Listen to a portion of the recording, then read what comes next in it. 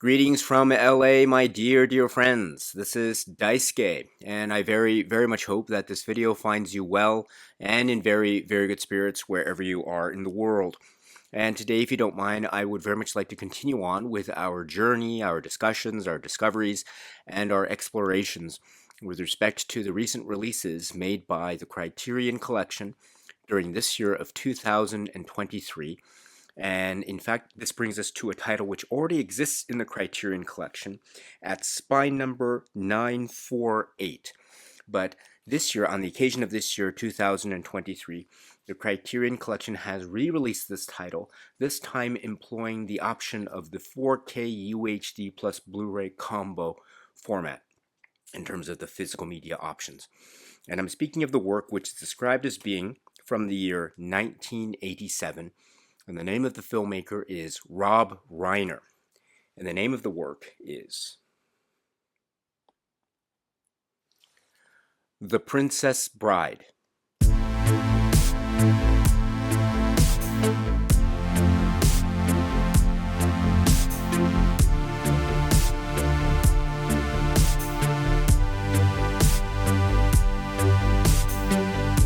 This is the work which is described as being from the year 1987, and it is from the director Rob Reiner and from writer William Goldman, screenplay by William Goldman based upon his work.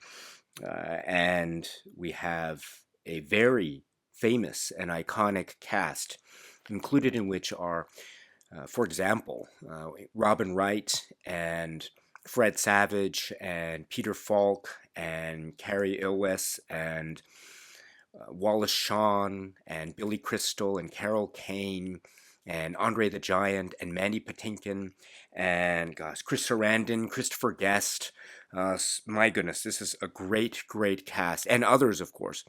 This is a great cast who are portraying iconic characters, so very memorable characters in this so very memorable film, which is very magical, very special, very touching, very funny, very witty, and means a lot to so many people, myself included. A wonderful example of cinema, of Rob Reiner, cinema of the 1980s, William Goldman, and a lot of these performers that we have mentioned, and others. This is, of course, the very famous work, which is The Princess Bride. The Princess Bride is now re-emerging in the Criterion Collection this year, courtesy of this 4K UHD plus Blu-ray combo format. So it's two discs, a 4K UHD disc, and then the Blu-ray disc. And we'll talk a little bit about those distinctions a little bit later in this video. I do bring it up here now, though, because it is my point to say that this is a title that already currently exists in the Criterion Collection. For example, I have the previous Blu-ray release that was made a couple years ago, in fact, or a few years ago. So not in the oh-so-distant past that this previous Blu-ray was released. But now we have, courtesy of this year, or on the occasion of 2023, this new re-release. So we have an extra option available for those who might be interested in the alternatives and possibilities of formats, courtesy of the Criterion Collection. And so if we were to try to speak about the story or plot structure of this film, The Princess Bride, I think we would be focused on a number of things, because it is very multi-leveled, multi-level textured story. One of such levels could be could be said to be the conceit or the situation of the young boy and the grandfather telling the tale. The young boy is in bed and he is in his room, and it's this type of modern day setting. And we have Fred Savage and Peter Falk playing the young boy and the grandfather respectively. And here we have a situation where the grandfather is telling this story, this tale, this type of fairy tale retelling from one generation to another. The young boy, I think, in a comedic situation, seems to be a bit begrudgingly, quote-unquote, forced to listen to this at first, but along the way, the magic of the storytelling and the magic of the grandfather telling this tale and the magic of the plot and the way that the young boy and we all as audience members and as spectators and viewers become enveloped into this world of the Princess Bride. I think that's part of the charm charm and wit and romantic element and the lovely alive feeling of the fantasy come to life courtesy of this story within a story or many tales being told in the cinematic rendering of The Princess Bride. Another of such levels is the story of Wesley and Buttercup and what happens to them. So these are the characters that we meet almost immediately within this tale, like Harry Elwes and Robin Wright's character respectively. And we understand that there is a very deep, strong attraction and connection and bond between them that is perhaps suddenly, through certain shifts and turns of the narrative of the story within a story, we understand that they are driven apart.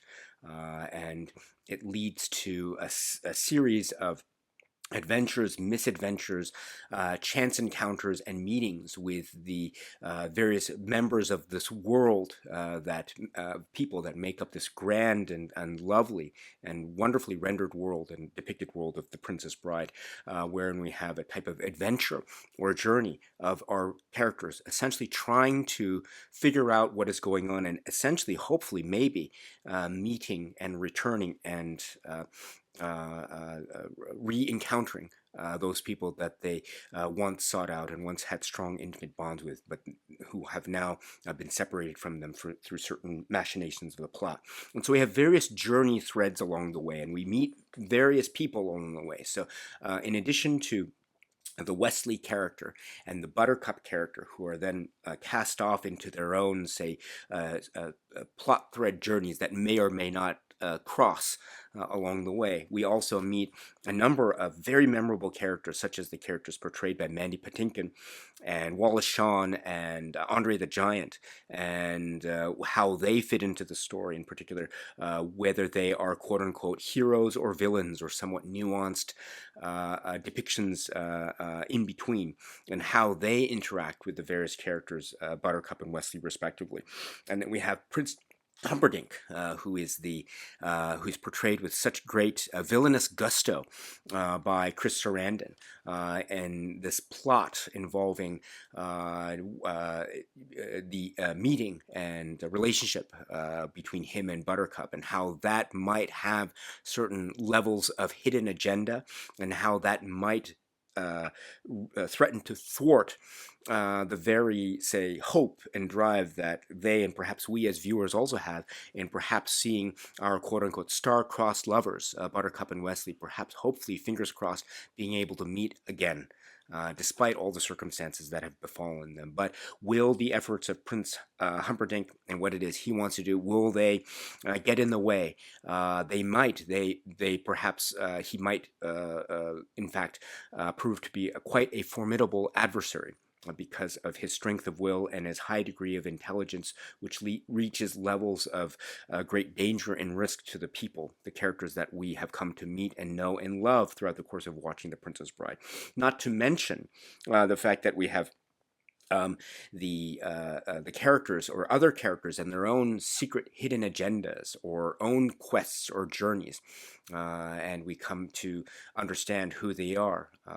The very memorable character, the Montoya character portrayed by Mandy Patinkin, very, very famous and quite memorable and legendary in terms of the popularity and of this film, not just as a film with a huge following, not just as a film that has sort of generational appeal, but as a film that is representing this type of storybook quality charm that I think is very much keeping with this type of style from Rob Reiner, William Goldman, a great example of their cinema from the 1980s and indeed from the 20th century. So, and to see his character's development from perhaps a quote-unquote someone who is a type of maybe villain or adversary, but who has his own backstory. And it's a very rich, and there are moments that are quite funny and poignant and ultimately very heroic and adventurous. And that also comes into conflict with our adversarial side, meaning the Prince Humperdinck side, the Chris Sarandon character, and perhaps Christopher Guest's character as well. And when you watch the film, you know what I'm talking about. So there's a lot of journeys that are, or quests that are occurring. And with these various quests, we have our band of merry makers are a group of heroes and protagonists that hopefully can come together and work together to try to achieve their ambitions and goals and aspirations, and which lead to a number of wonderful moments of comedy and humor, and also wonderful moments of the fairy tale aesthetic, as well as great moments of humanity and the warmth of the characters that we come to meet. For instance, and I love also how it has a lovely storybook structure, or a type of chapter-like structure. We have various episodes or scenarios that are very much in keeping with a little chapter or mini chapter, and that leads to another part, and that leads to another part. All the while, we have interspersed within that, returning to the grandfather, young boy storytelling dynamic that we saw at the very outset of the film. So it has this wonderful piecemeal quality that is very easy to follow and very accessible, but also it has this lovely through line that helps to keep in balance all of the characters that we know, whose journeys and whose quests are ongoing and ever current and parallel as the film is reaching its denouement. It's really fantastic, and it allows for, I think, the wonderful, charged, and delightful way in which we get to know some of their qualities, some of their past, some of their plights, and just the moments between them are just are absolutely charming. Take, for instance, and it also is a showcase of the shining examples of the great performances here. So Billy Crystal. Carol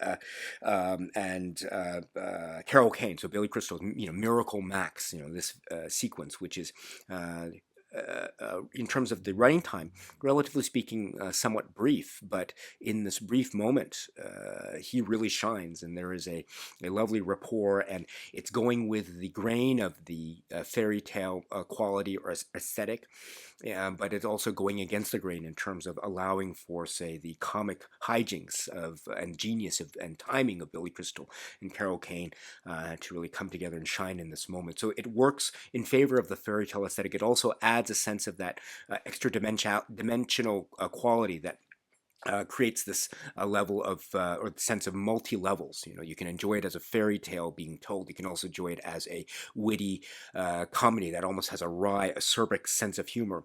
That notion that comes of a film that can be enjoyed by kids and adults. That comes up often when describing The Princess Bride, and I think that is very true. In other words, it's a film that has so many levels. It can be enjoyed across the spectrum of age and content interest, and so I think that's one of the great strengths of this film, as exemplified by, for instance, the appearance of say, the Miracle Max character, but also the appearance of other characters in great performances.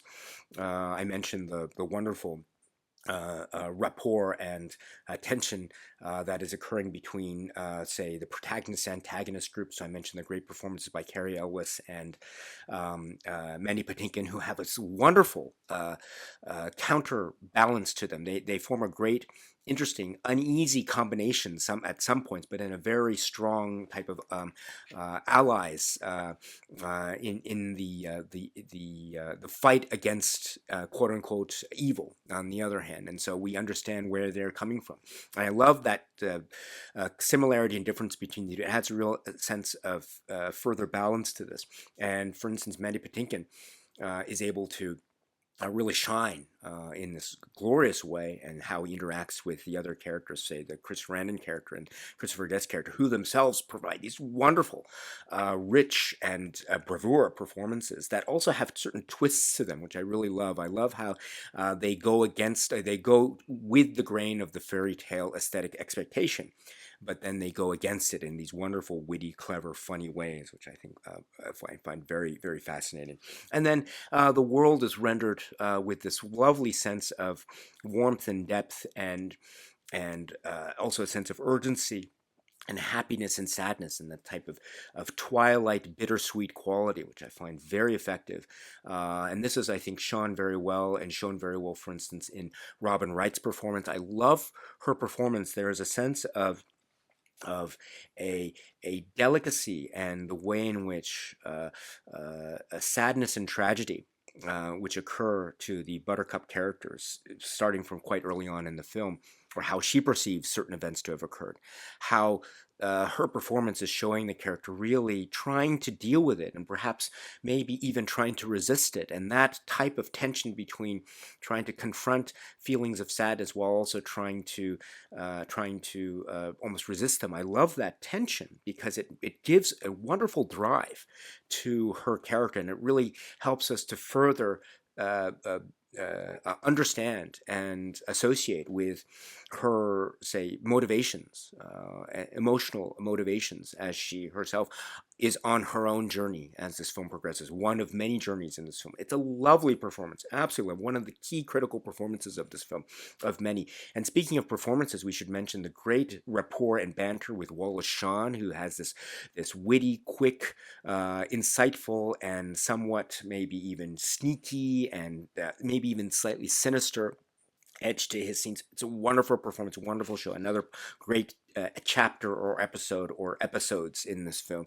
And also Andre the Giant. Andre the Giant is one of those legends, legends of screen and also of performance and also theater, as well as sports and sports entertainment, and wrestling. And this is, I think, part of the wonderful charm of this film. You have the appearance of Andre the Giant, who is very famous, and he is giving this performance that is in certain parts maybe playing into the expectation that one may have with the knowledge of Andre the Giant and his legendary status in professional wrestling and wrestling entertainment, and also using that and maybe twisting our own, say, expectations, or maybe turning it as an opportunity or creating an opportunity for Andre the Giant to shine via his performance. There are wonderful moments between his character and the other characters that he encounters, and there are many. And he serves a really tender and important function. His character does in the story, as well as further maintaining that sense of the character and humane charm and the lovely heartwarming nature of this. I mean, one of the great strengths of this film is the heartwarming nature, uh, and the reliable, heartwarming nature of the characters portrayed by Andre the Giant. It's one of the great performances, one of the great performances of many great performances. And of course, we have this lovely type of wraparound or bookended structure with the young boy and the grandfather, Fred Savage and Peter Falk, respectively, who also turn these great performances. This idea of the resistant young boy who doesn't want to listen to these quote unquote old fashioned tales, but who is suddenly or perhaps slowly swept away by the storytelling because of the way in which the story is structured, but also that those lovely asides that the grandfather, in that great Peter Falk way, gives, and he's almost, in terms of Peter Falk, winking at the audience, saying things like there might be things, the levels of the fairy tale that might go over the head of the young boy given his age, but he might understand it when he gets older, that kind of thing. So that goes along with the idea of the story being made for audiences of many generations, but also it's given that wonderful nudge and edge and a great sly and warm wink to the audience effect as in the great Peter Falk performance. So this is yet another example, another great aspect of this film, whose aspects, all of which combine to form this wonderful tale that is on board with the fairy tale aesthetic and also slyly going against it in a way that is making it even more, I think, accessible towards an audience of, say, 1980s filmgoers and beyond, even now when we're talking about it in 2020s. So, courtesy of great releases like the Criterion Collection. So, I saw this film in the 80s, and it's been one of the films that's always been with me. It's one of those films too where it's because I was born in '79, but I grew up in the '80s, so this came right in that sweet spot of my own time growing up.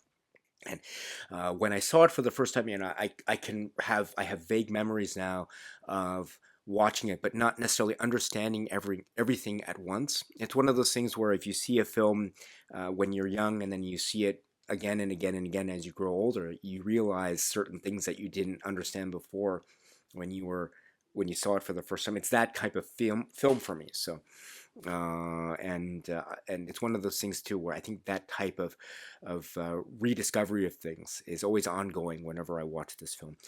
It's so magical, so special, and it really is. It really leaves a mark in a way that it's not just well, it is, I think, in many ways, that sense of this wonderful re-examining or revisiting a type of childhood memory that I've had. But one of the great things about this film is that it is so rewatchable, and it is timeless. It really is timeless. I mean, I was watching it again recently, thanks to this great re-release by Criterion. I've seen it so many times, but it never feels dated to me. It never feels aged to me. It feels so fresh and witty, and it feels like a new film every time I see it. It has that special magical quality to it, which I think is in keeping with the great tone and style established by William Goldman and Rob Reiner and others, as well as the great performances that I've been mentioning here.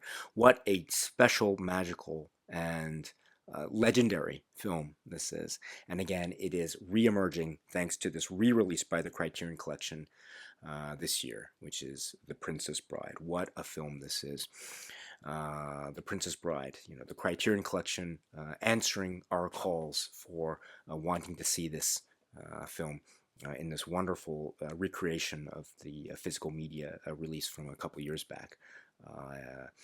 Criterion, it's like we're asking Criterion, can we get great releases of The Princess Bride? And what does Criterion say? As you wish. So here it is, the release, or the film, which is part of this new release, or this re-release, I should say, this great film that is The Princess Bride. The Criterion Collection has released or re-released this film, The Princess Bride, on this physical media release. Again, it's spine number 948. And I say re-release because, as I mentioned, Criterion did release this work on this wonderful storybook-like, or one of the options that one could find it in is a storybook-like physical media book-like fashion, which we'll talk a little bit about later. It does repeat, this new release does repeat that storybook-like physical media presentation in this wonderful, delightful way. Wonderful, delightful, albeit somewhat slightly frustrating way, and I'll speak about that a little bit later, but it's all the while very, very delightful indeed. And one of the reasons why it's delightful is that it does have the compartment for, and let me just put it here, the compartment for the discs. And this time we have this booklet, or this book-like function, and you open it and it has the two disc layering. The discs don't touch each other as far as I can tell, but the two disc layering, one disc being the 4K UHD disc and the other disc being the Blu-ray disc. And so the book itself is attached or fixed to the actual physical media compartment itself, so I can't pull out the booklet and read the notes for the master unless I hold the actual item in my hands now. So let me do that right now. When I say on page 36, it does say about the master: The Princess Bride is presented in its original aspect ratio of 1.85 to 1. This master was created from the 35mm original camera negative, which was scanned in 4K resolution on a Northlight film scanner at Deluxe in Burbank, California. It was restored using the 1997 Criterion Laserdisc Master, supervised and approved by associate producer Steve Nicolaides. As a reference, on the 4K Ultra HD disc, the feature is presented in Dolby Vision HDR, High Dynamic Range. On the Blu-ray, it is presented in High Definition SDR, Standard Dynamic Range. And so that is the notes of the master as we saw it there. Incidentally, I have the earlier Blu-ray here, and if you're interested, the Blu-ray does look like this with the single disc compartment. And the book format is also attached to the actual item itself. But when I'm looking at the notes for the on page 36 of this Blu-ray release, when I'm looking about the notes about the master, or as they call it, about the transfer, the notes seem to my eyes to indicate that the materials used for this presentation are the same that were used for this earlier Blu-ray release. So, and when I watch the film on the 4K disc, which I have, and it's really wonderful to watch the film either on the Blu-ray disc or the 4K disc, but when I watch the film on the 4K disc, again, I'm relying on my very, very shallow expertise, technical expertise, but I'm only being able to speak from my subjective viewpoint as a consumer of the product and also as a watcher of this film. I find that the Blu-ray was already quite high in terms of quality and image and sound, and so when I watch the 4K disc, as great as the 4K format is, it's very, very difficult for me to discern what actual heads and shoulders, leaps abound differences there might be between the 4K presentation and the Blu-ray presentation, the technical specifications that I've just mentioned, HDR or SDR notwithstanding.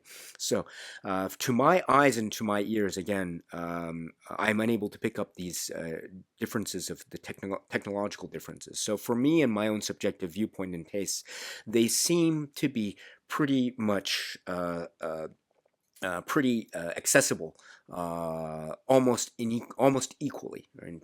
And so I'm very taken with the Blu-ray. I've always been taken with the Blu-ray since it was released some time back, and that means I'm still taken with the 4K UHD disc and the Blu-ray presentation.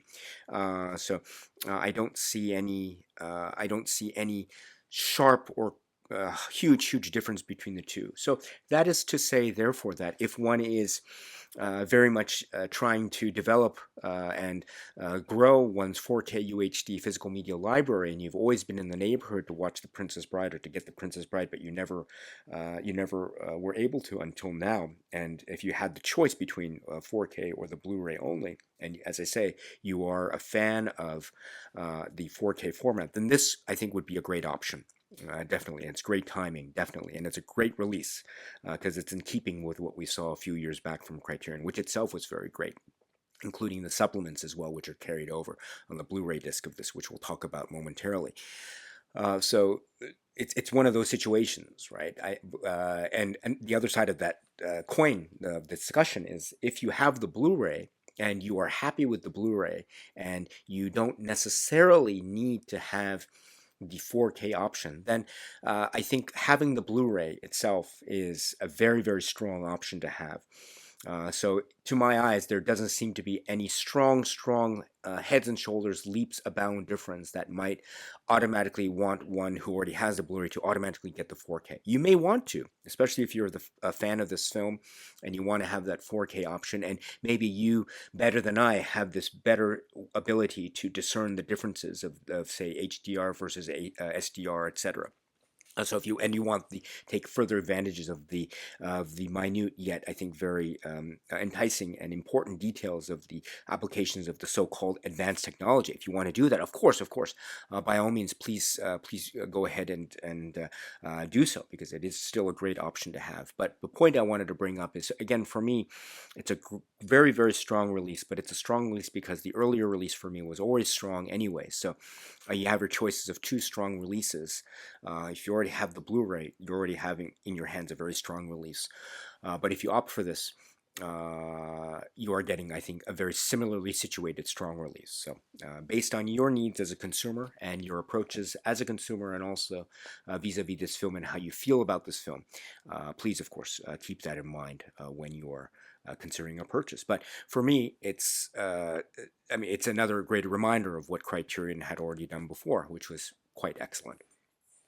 And now what I have done is I have taken out the 4K UHD disc of this, so now that compartment is empty, and so I put it in the player. And the reason I wanted to do so is, in addition to showing the great Blu-ray menu, I wanted to show what we have in terms of supplements. And what's great about this is we have a continuation of the supplements that we already had in the earlier Criterion Blu-ray release, which were great. But when we're talking about the 4K UHD disc and the Blu-ray disc, the similarities and differences, we have the option of watching the film itself on the 4K disc or the Blu-ray disc, depending on what your choice is.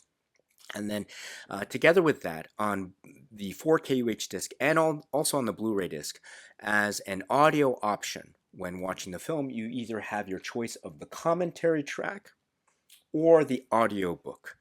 And so let's speak about those in turn. So again, you can listen to the commentary track on the 4K disc or on the Blu-ray disc, and you can listen to the audiobook commentary track option or audiobook audio option on the 4K disc or on the Blu-ray disc. So let's speak about those two first in the context of the 4K disc, which is what I have here. Again, you can watch it on the Blu-ray disc. Oh, and by the way, the other supplements, and there are a lot actually, the other supplements which we'll talk about momentarily, those will be found only on the Blu-ray disc option. So when we move to that discussion on those other supplements, I'll put in the Blu-ray disc into the player and show you what it is I'm referring to. But for now, let us first speak about the commentary track and the audiobook. So first up is the commentary track, and this is, let me read the description here. Recorded by the Criterion Collection in 1997, this commentary features director Rob Reiner, writer William Goldman, producer Andrew Scheinman, and actors Billy Crystal and Peter Falk. To listen to the commentary track while viewing the movie, press the audio key on your remote at any time. So this is a carryover from what was available on the earlier Blu-ray, which is itself a carryover of what we saw, or what we were able to see and hear, I should say, with the late 90s release by the Criterion Collection, the Laserdisc. And so this is a wonderful thing. It's a reminder too of how this title was a part of the Criterion Collection Laserdisc catalog, and so one of the great exciting things for me, of many exciting things, when I first heard about this news some years back with the earlier Blu-ray, was that among many other things, it was a return of a title that had once been a Criterion Collection Laserdisc back in the day. So whenever that happens, I'm always very, very happy. I'm over the moon. And so it's nice to have that continuity with the great past of the Criterion Collection and its glorious Laserdisc days, which I think is a story for another video perhaps. But in the meantime, with The Princess Bride, we have the great commentary track, and with the participants mentioned here, they do talk in their own sort of excerpted way about the genesis, or for example, William Goldman. We hear his comments about the genesis of the novel itself, or the book itself, and how it's linked to his own family, and then how that turned into the possibility of the development into a film, and who were the potential people that could have been making or directing this film.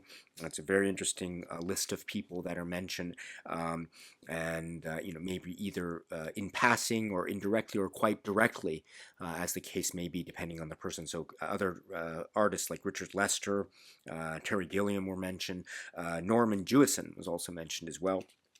Then we ultimately have this film directed by Rob Reiner, and Rob Reiner is also heard speaking about his own admiration for this work, and also about wanting to do it, but maybe not necessarily being able to do it until the stars aligned, as it were. And so Rob Reiner becomes the director of this work, and it becomes a wonderful example of the Rob Reiner filmography, which is really quite special, and especially for, again, someone like me who was a child of the 80s. I mean, there's so many films that are so meaningful, and by Rob Reiner, and this is one of them. And so to hear his comments about this is just quite remarkable indeed. And this working relationship in terms of Rob Reiner and William Goldman, it's also very, very much a kind of long-lasting one in many respects. And so The Princess Bride being a very important step to that, which is great. And then also casting. Casting is also discussed here by Rob Reiner and company. And so we also hear comments from Andrew Scheinman and also Peter Falk and others, and Billy Crystal as well. And they talk about their performances, and also the performances of others. It's lovely to hear, for instance, Billy Crystal speak not just about his own Miracle Max moment, which is for many one of the great highlights of the film. It's fantastic. It's one of the classic moments of the film. But he also here and in other places in this comment or in the supplements, I should say, speaks about other performers and other actors. And for example, he has this wonderful attention that he gives and comments that he has about Andre the Giant and his demeanor and his peaceful and loving demeanor on set, and how he was very honest and warm, and also he had this incredibly sharp and observant philosophy about uh, about the society, and also about himself, and also how much working on this film meant to him. And it was one of these heartwarming and very beautiful anecdotes that he provides. Again, an example of him and also his surroundings, as well as the other actors as well, working with Carrie Ellis and Robin Wright and Mandy Patinkin. And Mandy Patinkin also is given a lot of attention here in terms of, and Carrie Ellis as well, in terms of their performances, which are very legendary. There's so many lines that are now etched in stone in the memories, in the hearts, and in the hearts of many a fan alike across the globe. And also we have the great dexterity and skill and the work that was in. There's a lot of swordplay involved here, and so there's a lot of mention here about how the actors had to really get involved with the swordplay directly and proper. So that took quite a physical toll, but it shows on screen very well. And there's a lot of that type of swordplay, as well as um, uh, practical effects and cinematic tricks and illusions to suggest depth and height, like cliffs and cliff faces, etc., and the like. And so this is a really great, a really great commentary track. It's one of the classics, and it's very warm and inviting. So it's great to have this repeated for this 2023 release on both of the discs, or on each of the discs respectively. So that's the first thing that we have. If you haven't listened to it, it's now's your chance again to listen to it. But that's the first thing that you can find accompanying the film on both of the discs. But another thing you can find accompanying the film on both the discs is the audiobook option. And this is really great. These excerpts from the 1987 Dove Entertainment audiobook of William Goldman's novel The Princess Bride, read by director Rob Reiner, were edited by the Criterion Collection in 1997 to accompany the film in its entirety, allowing the viewer to compare and contrast scenes from the original work with their counterparts in the adaptation. Excuse me. So this is this is an absolutely wonderful option to have, and these are the excerpts from the audiobook reading, Rob Reiner's reading. And it's a great option. Especially for people who, again, are curious about the underlying work but maybe haven't read it yet. This is a great place to go and to listen to it as we see the scenes more or less synchronized with the timing. It's quite great indeed, and it. Because the idea of the writing process and the idea of the adaptation is so important and fundamental, or one of the important fundamental things to consider when watching this film. Considering William Goldman's participation in this, and how there's a strong professional relationship between him and Rob Reiner in terms of the cinematic adaptation, and also understanding that this is a story, this is a tale, and the tale is also, the underlying story is also, in an interesting way, going along with and also subverting aspects of the fairy tale aesthetic, which is it's fascinating. So that level upon level upon level upon level is further augmented and repeated, and we are reminded of that in terms of the underlying structure of how this film was adapted from this writing source material, the William Goldman source material, which itself has this wonderful subversive aspect to it that is so charming and witty and clever and intelligent. So to get that reminder, and to get the actual source material in this audiobook format, or this excerpted audiobook format option, is brilliant. Absolutely brilliant. And so please check it out and listen to it if you haven't already, or if you have the audiobook, or if you read the book, that's also a great way to enjoy it. But here's another great option, I think, to enjoy it through this audiobook option. It serves similarly to the commentary track, so you can press the audio button uh, on your remote control, or you can select it here in the menu itself, and then go along for the ride when you watch the film and listen to that. But if you wish, or as you wish. So in any event, that's another great option that also made available on the 4K UHD disc or on the Blu-ray disc when you watch the film The Princess Bride. And now what I have done is I've taken out the 4K UHD disc, and I have replaced it with the Blu-ray disc into the machine. So as you can see now, I have replaced the 4K disc and put it back here in the compartment, and now put in the Blu-ray disc to show the options. So again, we have the menu, and we also have the film availability plus the timeline option, and then also you can see chapters, and then the commentary option, and the audiobook option, which is what we discussed some time ago. But now, let us continue on with the supplements that we can find here, which are in keeping with the supplements availability that we saw in the previous Criterion Blu-ray release of this a few years back. It's great to have a repeat of these because they are themselves really fantastic. They are really, really fantastic. So first up, we have True Love, True Love. The next is Pure Enchantment, but the first is True Love. And what this is made in 2012, this program reunites director Rob Reiner with actors Cary Elwes and Robin Wright to discuss The Princess Bride 25 years after its release and marvel over its cultural impact. This is approximately 15 minutes, and it's the three of them sitting together in a room which itself has its own historical significance in the context of The Princess Bride, which is explained in that discussion, which is really great. And to hear the three of them, and hearing them, how the film has impacted them in their lives, and the cultural impact of the film on many of its fans over many, many years, and how they shared these anecdotes and meeting with fans, and saying how recollecting what people have told them about how the film really impacted their lives, changed their lives, in some instances maybe even saved their lives as well. And so the Robin Wright and Cary Elwes and Rob Reiner really are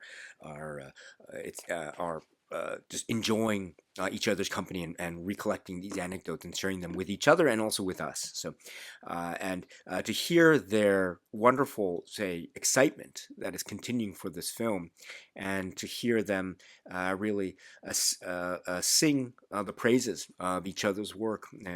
Robin Wright speaking about Robin Wright's performance, and Robin Wright speaking in turn about working with this great collaborative effort on the set, and this great environment. Cary Elwes as well, speaking about how this film impacted his life, and meeting certain political dignitaries, and how that also affected his life, which is also in turn related directly and indirectly to Rob Reiner's own anecdotal experience with the film as well, etc., etc. So this is a lovely reminder of just the huge cultural impact of this film, and how these three were affected by it and still are enjoying it, and really loving the attention, and appreciating the fans, and really showing their gratitude, really, to being able to be part of this magical experience. It's wonderful to see that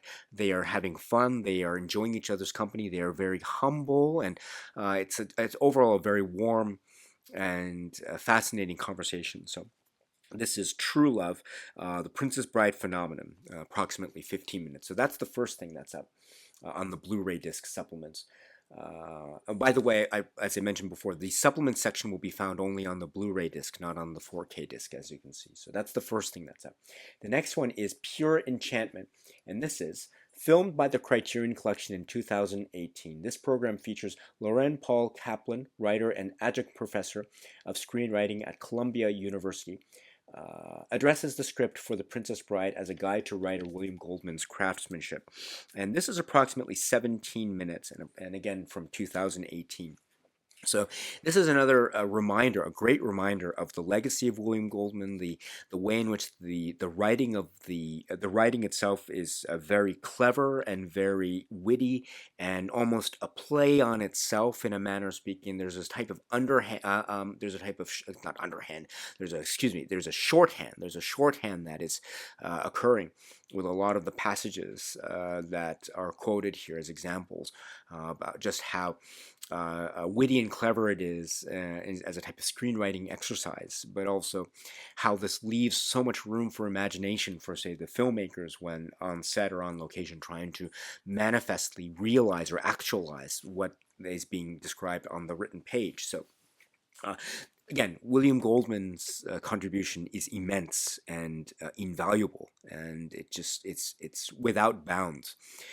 So to have a reminder of one of the reasons why that is, in terms of the specificities of the writing style, as expressed here by Professor Kaplan, it's a really great reminder. It's a wonderful one-on-one interview. So this is Pure Enchantment from 2018.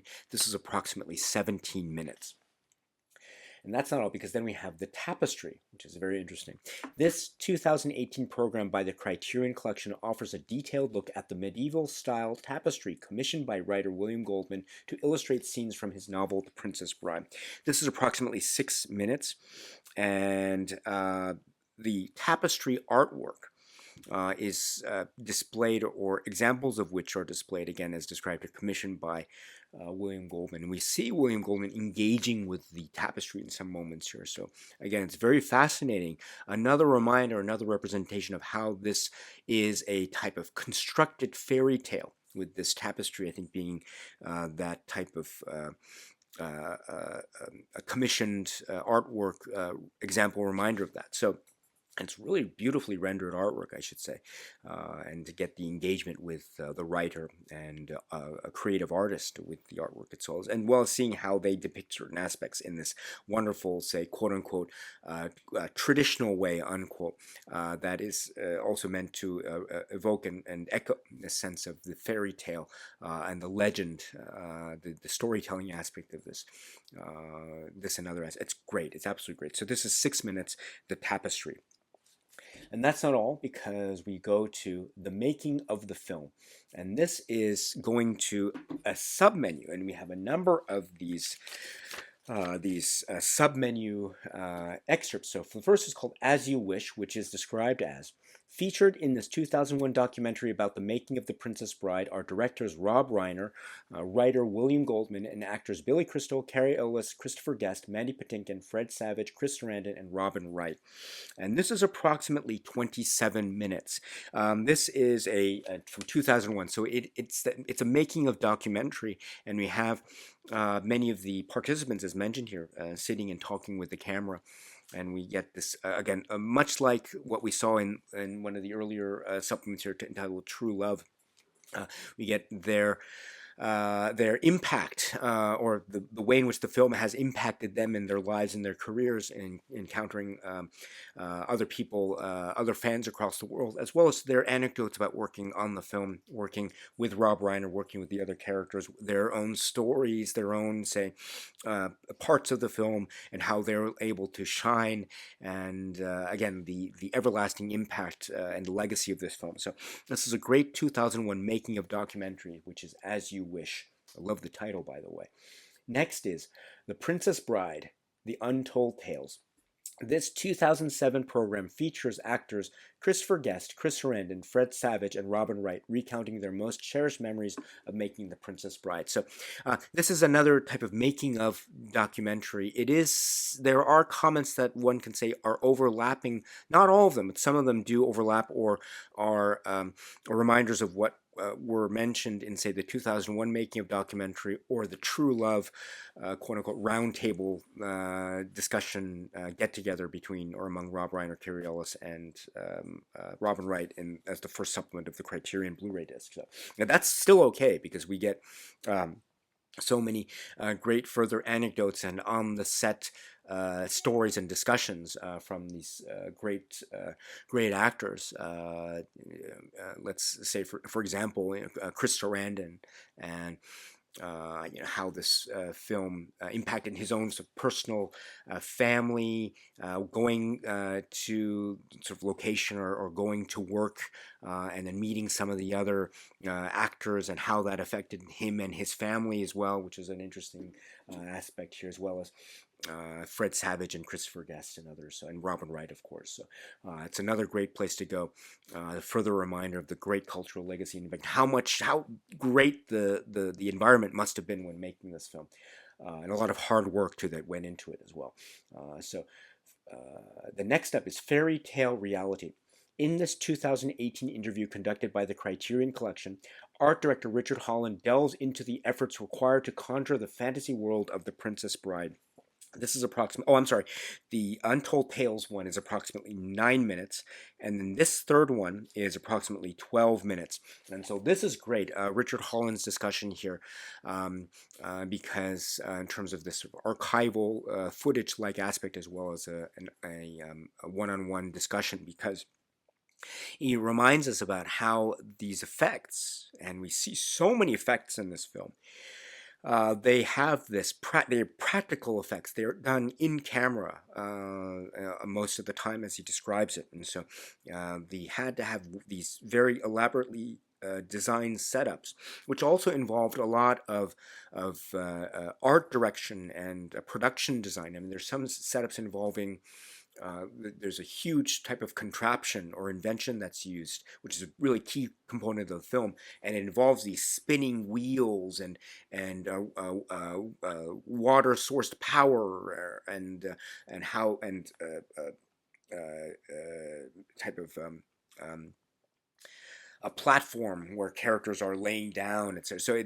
And this is a type of creation of a fairy tale environment that's also relying on the tangible, and so that had a lot of care and design efforts devoted to it to create what we see on screen, which is one of the great aspects of this film. There's a magical quality of seeing all these new worlds that are developed again for the cinematic image, and we see some of the tricks and illusions that are occurring, the cinematic tricks and illusions here, courtesy of this discussion from Richard Holland. So this is really quite wonderful. It's a reminder too. I love how this film feels like a homemade fairy tale, and I love that aspect of it. It has a feel of being. You can feel the special effects. You can get a sense of the almost the theatrical nature of it, which is great, by the way. It's absolutely great, and it heightens that sense of the storytelling aesthetic, which I think is wonderful, as well as being so intricately involved and designed and planned and pulled off in this magical, spectacular way. So you get a reminder of this through Richard Holland's discussion. Fairy Tale Reality, approximately 12 minutes. And that's not all, because then we get Miraculous Makeup. Made in 2006, this program features actor Billy Crystal and makeup artist Peter Montagna. Details the creation of the character Miracle Max. So Miracle Max is the name of the character portrayed by Billy Crystal. As this description suggests, there is a makeup appliance that is involved with this. So and it's a very memorable makeup design and appliance. You look at the character, and if you know what Billy Crystal looks like, and you see what Miracle Max looks like, you see this. You know it's Billy Crystal, but when I see it, I know it's Billy Crystal. I've seen it so many times. I know Billy Crystal and who he is and his demeanor and manner and way of speaking. It's undeniably Billy Crystal on the one hand, but you look at the film, and you see Miracle Max's scenes, and I always catch myself and think, oh, wait, who is this? And that type of thing. So there is this wonderful connectivity between Billy Crystal, the performer, and the way that Miracle Max is designed in terms of the makeup appliance on the one hand, but then there's also this interesting divide between them as well. So I love that. And so and there's some interesting details and discussions about the makeup appliance and then the actual application of it itself, etc. So please check this out if you can. Really wonderful. And it's a reminder too of how great the character of Miracle Max is as portrayed by the great Billy Crystal. Approximately 11 minutes. That's not all, because then we get behind the scenes. And we have 5 scenes. And it says here, these short videos shot during the filming of The Princess Bride are presented with commentaries recorded by the Criterion Collection in 1997, featuring producer Andrew Scheinman, actor Billy Crystal, and director Rob Reiner. To listen to the commentaries while viewing, press the audio key on your remote at any time. So these are essentially behind the scenes sort of video footage as the set is getting ready to shoot a scene, or maybe in the process of shooting and then rehearsing or something. And the scenes are on the high seas, Fezzik, Vicini, and Buttercup, Wesley and Fezzik, Miracle Max's hut, Buttercup, the King, and the Queen. And in fact, you also have the description here in parentheses referring to the person who is speaking on the optional audio commentary track that is available for each of these behind the scenes. So they are 3 minutes, approximately 3 minutes, 5 minutes, 4 minutes, 2 minutes, and 2 minutes long, respectively. You can watch them on their own, or you can watch them with the audio commentary track on. And so what you're getting is one person speaking on the audio commentary track for each of these behind the scenes footage excerpts. Not always will you hear the commentary track referring directly to what you're seeing on screen. For instance, the first one on the high scenes, you see something involving the waters of or a ship sequence, while at the same time you hear the audio commentary track from producer Andrew Scheinman, and he's speaking about budget and budget issues. So it's not quite directly relating, but that's okay. That's okay. It's an interesting reminder of how the Laserdisc commentary track functions work. You know, sometimes when you had these extra goodies in the supplement sections of Laserdiscs, especially later on in the Laserdisc era, sometimes you might have behind the scenes, and then you'll have as options to that commentaries that may or may not always be directly related to what you're seeing. So that's a kind of throwback to how this type of supplement appeared on many a Laserdisc. So which is another charming reminder of how this is related to the Criterion Laserdisc history, by the way. So, Laserdisc history, by the way. So, for instance, the Billy Crystal commentary track on the second behind the scenes is focusing in on Andre the Giant, and the third behind the scenes commentary track with Andrew Scheinman is also focusing in on Andre the Giant. And the fourth behind-the-scenes commentary track with Billy Crystal again is talking about the makeup appliance of Miracle Max. So that could be said to be somewhat related to what we're seeing on screen, as well as the second and third ones as well, because of the appearance of Andre the Giant. But and then the fifth one is with Rob Reiner, and he's talking about the importance of a relaxed atmosphere and the working shooting atmosphere, etc. So preparation importance, etc. So those are the audio options. Oh, by the way, one thing that would have been nice would have been if you could have the option of playing this all at once. That would have been really nice, because you play them and they're relatively brief, as they say, 2 minutes, 3 minutes, 4 minutes, etc. So not so long in the grand scheme of things. But you play one and it goes back to the submenu or sub-submenu. Play one again, it goes back to the sub-submenu. And if you want to listen to the audio commentary track, you always have to reset the audio commentary track when you go back and play another one. So it would have been nice to have had this as possibly playable all the way through as a type of play all function. That would have been nice, but very, very, very, very minor criticism. Overall, this is another very delightful group of behind the scenes footage commentary with optional audio commentaries tracks if you're interested. It's a lot here, and we're not done yet, because then we have Carrie Ellis' video diary. This compilation of footage shot by Carrie Ellis while making The Princess Bride is narrated by the actor, so Carrie Ellis, and co-star Robin Wright. So this is great. This is just a kind of another behind-the-scenes portrait, which is also very with the sort of discussions from the two actors, and again a further reminder of the making of the film. So this is wonderful indeed. But you go back, and that was part of the making of the film component of the Blu-ray's supplements menu. So we go back to this, and we go back to this main supplements menu. We were reminded there's more. The Art of Fencing. This 2007 program features Hollywood swordmaster Robert Goodwin discussing the weapons, codes of conduct, and combat styles in fencing and paying tribute to Bob Anderson, the swordmaster on The Princess Bride. This, when I first saw this upon the occasion of the first Blu-ray release, this was so eye-opening to me. And I thought it was just absolutely fantastic because well, first of all, this film, Princess Bride, does have the swashbuckling cinema genre appeal or aesthetic to it as part of the way in which the sword fight scenes are choreographed in this wonderful, great, grandiose gestures way that is very playful on the one hand, but also very serious and very grim and dire on the other hand, which is, I think, part of the great appeal and mystique of this film, The Princess Bride, in the context of these action sequences. And they're really, really thrilling. Thanks to the work by Bob Anderson, as discussed here. But also there's the intricate nature of the sword handles and how they have this, the decoration structures, which are quite unique and different. Which I'm not in any way expert when it comes to weaponry.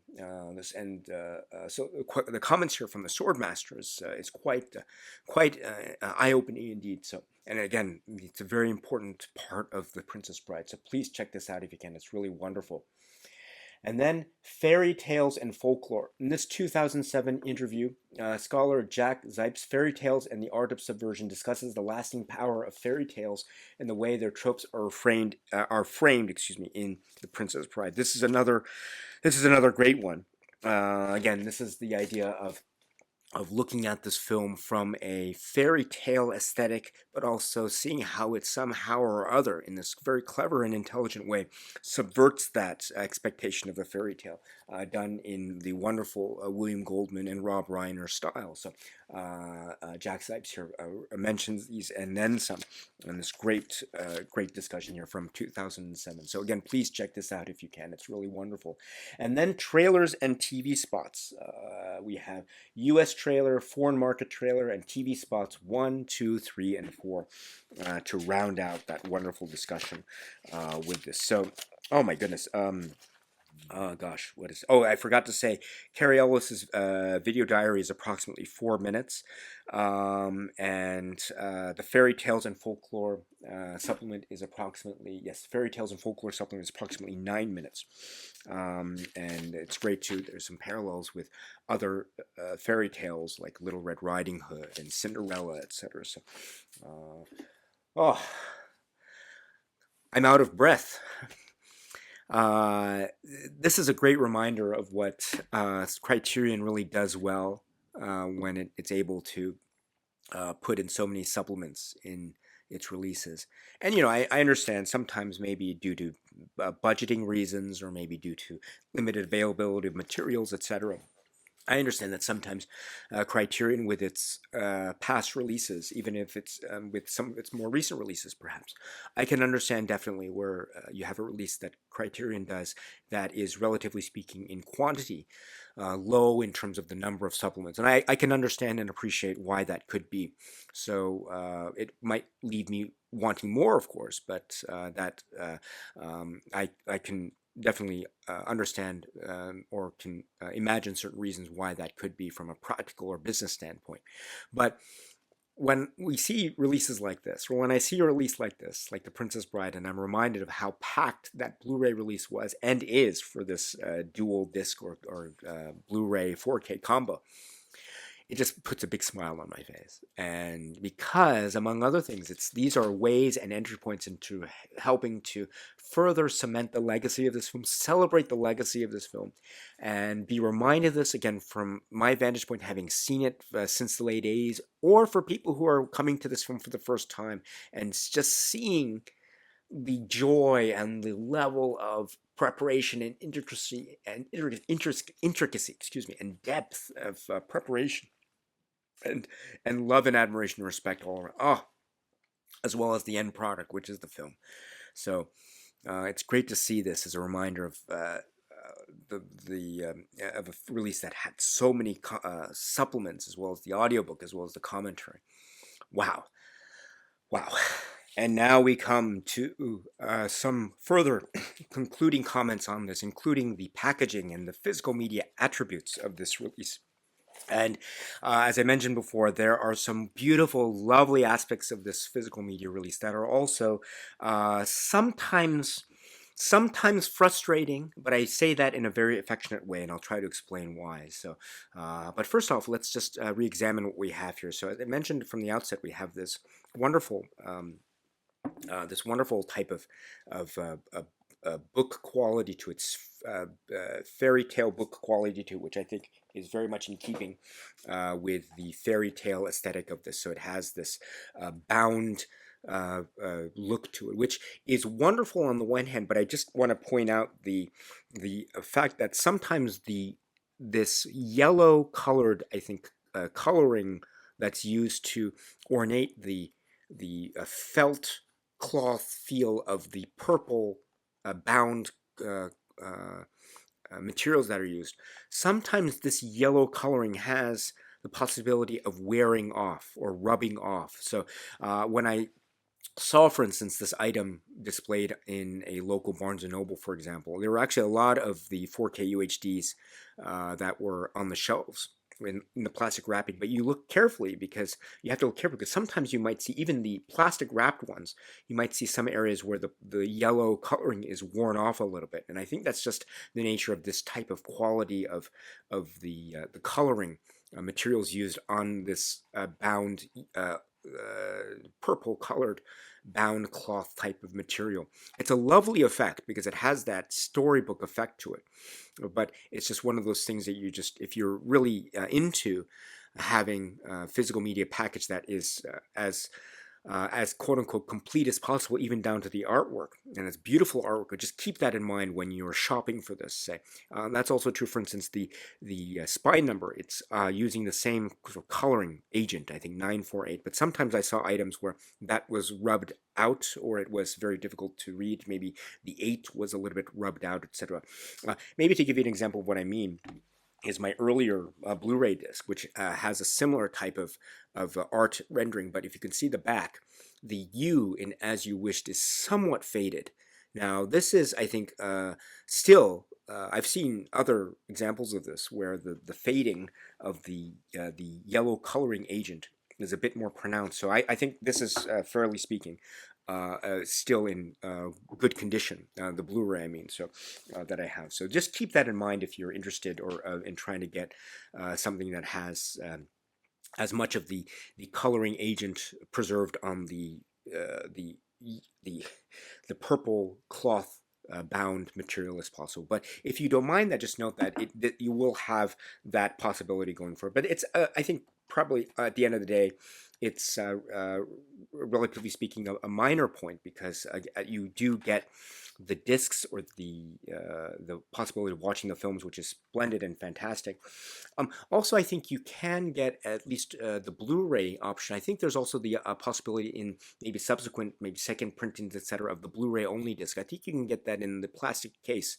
I did see the plastic case single disc Blu-ray option at my local Barnes & Noble, for instance. So if you are interested in having that type of experience with the physical media aspect of this, maybe check out your own local Barnes & Noble or ask Criterion for more details or information about that. But for me, it's great to have this. I mean, it's a very minor point, but in the grand scheme of things. And also at the end of the day, even if it wears down or the color wears off, that's okay because it's just part of the working with and living with this item and touching it and the tangible quality. I mean, that's the nature of physical media. It's engage with it, you interact with it, you open it up, you handle it. So and it's a reminder too of that type of quality to it. So it's great. It's wonderful. Handle with care if you're interested in that sort of thing. But all in all, it's another wonderful reminder of what we had in the previous Blu-ray, and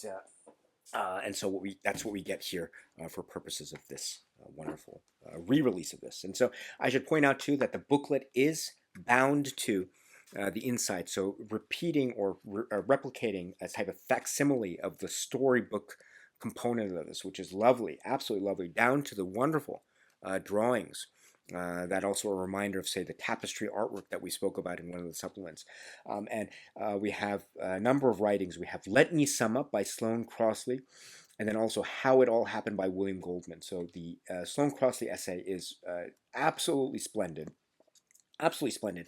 Again, watch the film first is my strong recommendation, and then you can read this wonderful Let Me Sum Up essay, which also has, continuing on with lovely illustrations. And then the William Goldman How It All Happened, which is an excerpt from 1995 writing of a collection of his screenplays. So it's a wonderful description of, from William Goldman's own words, about the genesis of the film, and then also the writing process. So you get that here, but you get a lot of details that weren't necessarily mentioned in, say, this commentary tracks or the supplements. So it's great writing to have. So please check that out if you can.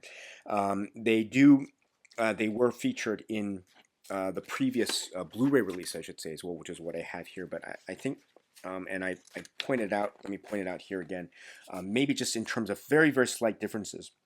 The Blu-ray paper quality has a slightly darker beige tone to it. This is the Blu-ray. Whereas the new 4K release has a slightly brighter quality to it. It's not as dimly beige as the earlier Blu-ray. So let me, gosh, it's hard to describe here. Let me just look at that page. That's the opening page for the 4K UHD plus Blu-ray combo format, and here's the behind it. Or in front of it, it's the Blu-ray. So you can tell there's a slight, maybe almost imperceptible, but the Blu-ray is a little bit darker in tone than the slightly brighter page quality of the white or beige coloring of the pages in this new 4K release. So that's the first thing. And then the second thing is just note the dimension size difference. On this side we have the 4K UHD, and then on this side we have the Blu-ray. So you can see it's slightly thinner for the Blu-ray to, I think, account for the second disc that we have on the 4K UHD, because it is a stacked component system, whereas the Blu-ray is the single disc only. So just keep that in mind as well. Also, I should point out that I think, from my eyes, I think the text size is the same. Although I must say, again, this is really, really minor.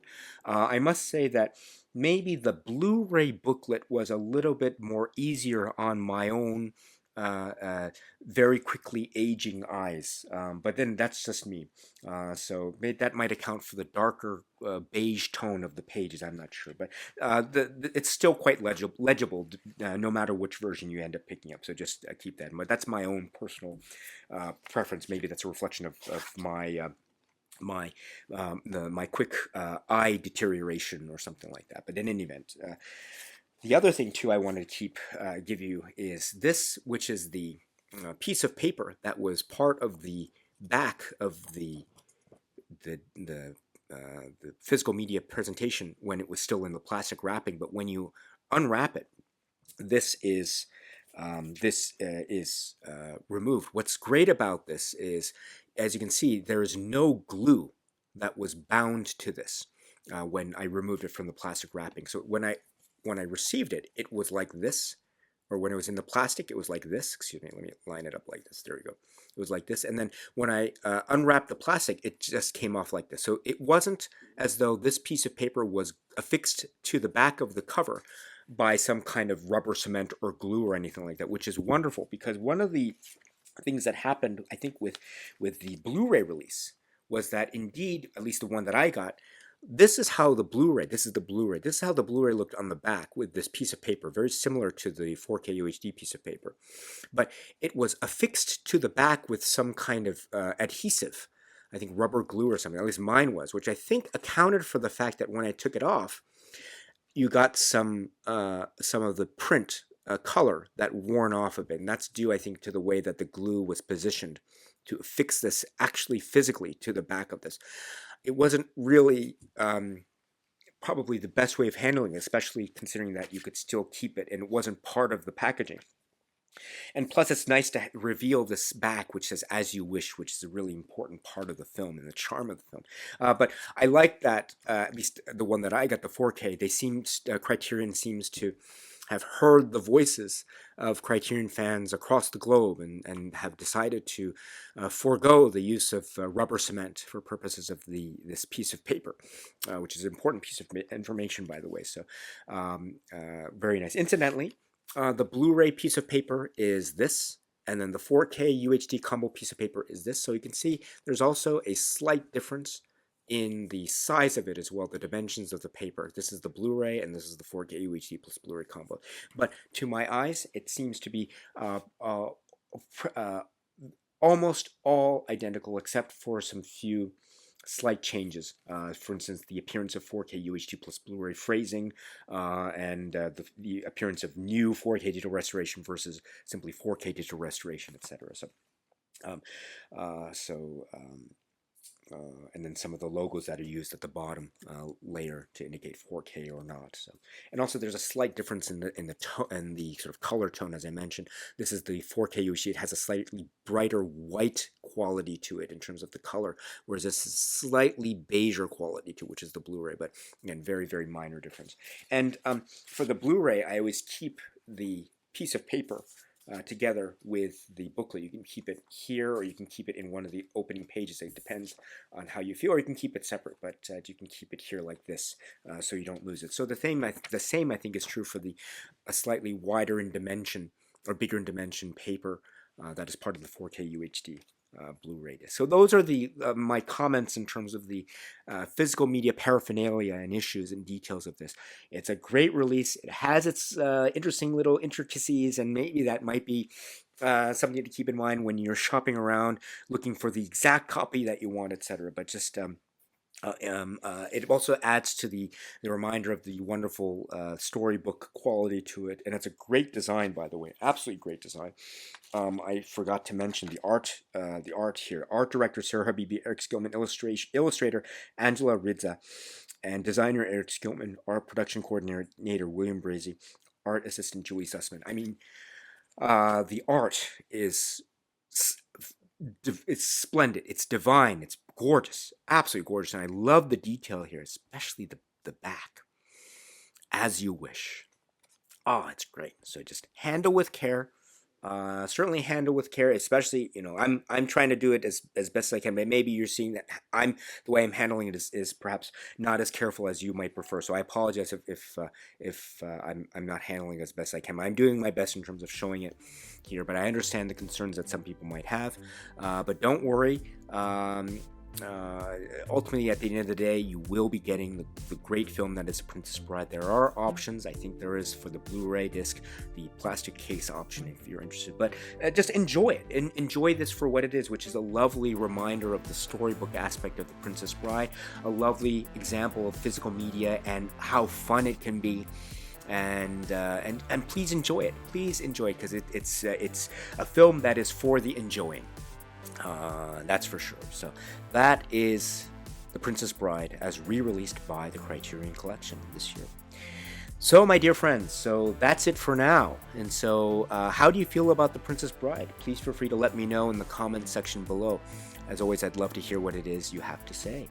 But until then, my dear friends, please continue to be happy and healthy and well. And please keep on watching a lot of great, great, great movies, including The Princess Bride, including films in the Criterion Collection, and beyond. So until the next video, my dear, dear friends, stay strong, stay safe, and cheers.